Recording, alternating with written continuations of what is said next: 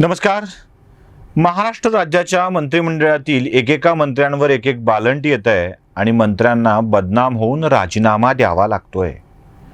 अजून एक असे आरोप होत राहत आहेत आणि लोक याला राजकीय हेतूनी झालेले आरोप असंही म्हणतात. आता नुकतीच एक घटना घडली आहे आणि त्या घटनेत देखील आणखी एका मंत्र्यांचं नाव पुढे येत आहे. पण हे मंत्री राज्यमंत्री आहेत हे लक्षात घेतलं पाहिजे. राज्यमंत्री कोण आहेत आणि प्रकरण काय आहे, हे प्रकरण आम्ही का उचलतोय याची ही कारणं जरा स्पष्ट करतो. हे प्रकरण एका पत्रकाराशी संबंधित आहे म्हणून यामध्ये आमचा रस जास्त आहे. राहुरी या गावामध्ये दातीर नावाचे एक पत्रकार जे आपली पत्रकारिता करत होते आणि अन्य एका कुटुंबाला जमिनीच्या व्यवहारात मदत करत होते. आता या दातीर यांना अचानक एके दिवशी उचलण्यात आलं, गायब झाले आणि शेवटी त्यांचा खून झाल्याचं निष्पन्न झालं. एका पत्रकाराचा खून झाल्यावर त्या बातमीच्या अनुषंगाने त्याचा विचार व्हायला सुरुवात होते. कुठली तरी बातमी असेल आणि बातमीमुळेच कुणाच तरी फाटलं असेल म्हणून त्या लोकांनी केलं की काय असा विचार देखील होऊ लागतो. पण या दातीर यांचा मृत्यू बातमीनं झालाय की अन्य कोणत्या कारणामुळे याविषयी आता संभ्रम निर्माण झालाय. कारण जी काही माहिती समोर येते आहे ती जराशी विचित्र आहे. झालं असं की दातीर यांच्याकडं एका जमिनीचं मुखत्यारपत्र होतं. जमीन थोडी नव्हे, राहुरी शहरातील 18 एकर जमीन. राहुरी नगर परिषदेनं या जमिनीवर पहिल्यांदा काही आरक्षण टाकलेलं होतं. पुढे प्रभाव वापरून राजकारणामुळं अन्य कोणत्या कारणामुळं म्हणा ते आरक्षण उठवण्यात आलं आणि हे आरक्षण उठवण्यात आल्यानंतर या जमिनीचा आता भाव वधारलेला होता. राहुरी नगर जिल्ह्यातलं प्रत्येक शहरच खूप पुढारलेलं समृद्ध आहे. त्यातल्या त्यात नगरच्या या भागातलं म्हणजे राहुरी, श्रीरामपूर, शिर्डी, राहता या भागातल्या जमिनीला तर मोठा भाव आहे. शहरालगत असतील तर अजून जास्त भाव आहे. राहुरीतल्या जमिनीला भाव असण्याचं कारण तिथे कृषी विद्यापीठ देखील आहे हे विसरून चालणार नाही. या राहुरीतल्या 18 एकर जमिनीचा वाद सुरू आहे. ज्या पठारे कुटुंबाची ही जमीन आहे त्यांनी या जमिनीचं मुखत्यारपत्र पत्रकार असलेल्या दातीर यांच्याकडे करून दिलेलं होतं. आता मुखत्यारपत्र म्हणजे जमिनीचा व्यवहार करण्यासाठी किंवा जमीन सांभाळण्यासाठी या सगळ्या गोष्टींची एक लेखी परवानगी असते. ती परवानगी दातीर यांच्या नावानं करून दिल्याची माहिती समोर येते आहे. आता या जमिनीवर मालक वेगळा असेल, मुखत्यारपत्र दुसऱ्याकडे असेल तर ताबा मात्र तिसऱ्याचा होता. तिथे एक सोहम ट्रान्सपोर्ट कंपनी चालत होती. म्हणजे ट्रान्सपोर्टशी संबंधित ट्रक बिग उभा करणे, तिथं ऑफिस चालवणे, सगळ्या ट्रान्सपोर्टचे कामं करणे अशी तिथे चालत होती. आता ही कंपनी देशमुख नावाचे एक व्यक्ती चालवत होते आणि मोरे नावाचे एक व्यक्ती चालवत होते. आता हे देशमुख कोण आहेत तर हे देशमुख राज्याचे ऊर्जा राज्यमंत्री जे प्राजक्त तनपुरे आहेत त्यांचे मेव्हणे. आता या देशमुखांचा सहभाग आहे की नाही यावर चर्चा वेगळी करू, पण सोहम ट्रान्सपोर्टच्या निमित्ताने ही तुम्हाला माहिती मी देतोय. ऊर्जा राज्यमंत्री प्राजक्त तनपुरे यांच्या नावाची ही कंपनी आहे असं म्हणतात. त्यांच्या एक कुटुंबियाची आहे की नातलगाची आहे याविषयीची माहिती अजून स्पष्टपणे समोर यायची बाकी आहे. पण प्राजक्त तनपुरे यांच्या कुटुंबियांची चालवत असलेली, नातलग चालवत असलेली, कारण देशमुख हे तनपुरे यांचे मेव्हणे आहेत.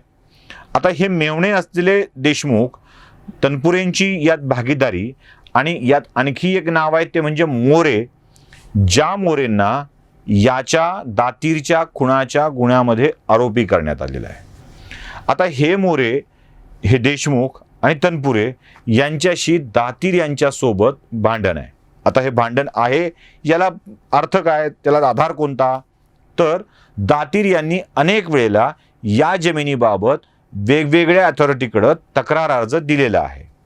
आता या तक्रार अर्जामुळं सोहम ट्रान्सपोर्टच्या अनेक गतिविधींना अडचण येत होती. म्हणजे सातत्यानं जमीन आपली राहणार की नाही, काय होणार अशी भूमिका दातीर यांनी घेतली होती. सातत्यानं ती जमीन आपली आहे, आपण त्याचे मुखत्यार आहोत असा दावा करत होते. ज्या मालकाची पठारेची ही जमीन आहे ते देखील या जमिनीसाठी लढत होते आणि त्या जमिनीवर ताबा मात्र मंत्री असलेल्या प्राजक्त तनपुरे यांच्या निकटवर्ती यांचा होता. तिथे त्यांचा व्यवसाय चालू होता. आता या जमिनीचा वाद पराकोटीला चाललेला होता आणि दातीर सातत्यानं या जमिनीबाबत व्यवहार करताना तक्रार अर्ज करत होते.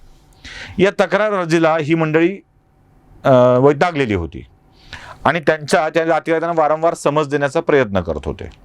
आता दातीर यांनी याबाबत माघार न घेतल्यामुळंच हा हल्ला, हे अपहरण आणि हा खून घडवून आणलाय का याबाबतची शंका अनेकांच्या मनामध्ये आहे.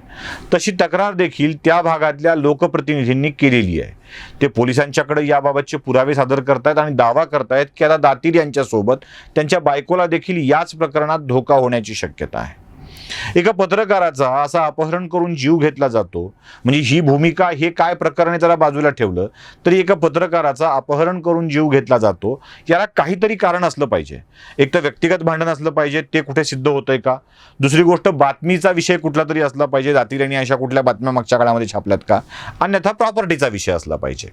प्रॉपर्टी, बातमी किंवा व्यक्तिगत कारण, या 3 कारणांचा शोध घेण्याची गरज आहे. तिथल्या राजकीय व्यक्तींनी दातीर यांच्या खुनामध्ये राज्यमंत्री प्राजक्त तनपुरे यांचा सहभाग असल्याचा दावा केलेला आहे, आरोप केलेला आहे. या आरोपात कितपत सत्य आहे ते देखील तपासून बघितलं पाहिजे. त्याशिवाय एका पत्रकाराच्या मृत्यूला न्याय मिळणारच नाहीये. जर कोणी जमिनीवर दावा सांगत असेल, तक्रार करत असेल, तर त्याच्या अशा स्वरूपातला मृत्यू घडवून आणणं हे सर्वथा अयोग्य आहे. अर्थात विरोधी पक्षाच्या दाव्यामध्ये 100% सत्य आहे का हे देखील पुन्हा एकदा तपासून बघण्याची गरज आहे. या अंगाने देखील तपास झाला तरच यातलं सत्य बाहेर येणार आहे. पण एवढं मात्र नक्की आहे की पत्रकारिता करत असताना एखाद्या व्यक्तीच्या जीवाचा धोका आता अधिक वाढतो आहे. म्हणजे गुन्हा दाखल करण्याची परंपरा वेगळी राहिली, मारहाण करण्याची परंपरा वेगळी राहिली. म्हणजे अगदी अनेक ठिकाणी तर पत्रकारांना अगदी किरकोळ कारणावरून प्रचंड मारहाण झालेली आहे. अगदी छोट्या छोट्या कारणावरून मारहाण झालेली आहे. बीडच्या संजय मालानींना अगदी हात पाय तुटेपर्यंत, दात तुटेपर्यंत मारलेलं होतं. ती असंच कंत्राटाच्या सार्वजनिक बांधकाम विभागाच्या ह्याच्यावरून वादंग झाले होते आणि त्यांना मारलं होतं. अशा कितीतरी घटना आहेत ज्यात पत्रकारांवरती हल्ला झाला आहे. म्हणजे अगदी पूर्णामध्ये तो हल्ला झाला आहे, लातूरमध्ये तो हल्ला झाला आहे, परभणीमध्ये तो हल्ला झाला आहे. अशा प्रत्येक ठिकाणी अशा पत्रकारांवरचे हल्ले होत आहेत. म्हणजे मिड डेच्या एका रिपोर्टरला, डे नावाचे रिपोर्टर होते, त्यांनाही असंच खून करण्यात आला होता याच कारणावरून. पत्रकारांच्या कडं असलेल्या विषयामुळं आणि त्यांच्या हातातल्या शस्त्रामुळं त्या विरोधाला अधिक धार चढत असते आणि याच धारेमुळं त्यांचा मृत्यू देखील ओढवत असतो. पत्रकाराची हत्या घडली आहे, त्यामुळे याचा 360 डिग्री अँगलमध्ये तपास होण्याची गरज आहे. आणि यात जर खरंच मंत्री असतील आणि हे प्रकरण झाकून न्यायचा प्रयत्न होत असेल तर प्रसंग अजून कठीण आहे. नगर जिल्हा हा प्रस्थापितांचा जिल्हा आहे, समृद्ध संपन्न राजकारण्यांचा जिल्हा आहे. नुसता समृद्ध आणि संपन्न नव्हे, त्यांचा वारसा देखील समृद्ध आहे अशा लोकांचा जिल्हा आहे. सहकार महर्षींचा तो जिल्हा आहे, साखर कारखान्यांचा तो जिल्हा आहे आणि यासोबत प्रचंड पैसेवाल्यांचा तो जिल्हा आहे. आणि त्यामुळंच या ठिकाणी असली प्रकरणं दबण्याची अधिकाधिक जास्त शक्यता असते. म्हणूनच दातीर यांच्या मृत्यूचा सर्वंकष तपास व्हावा.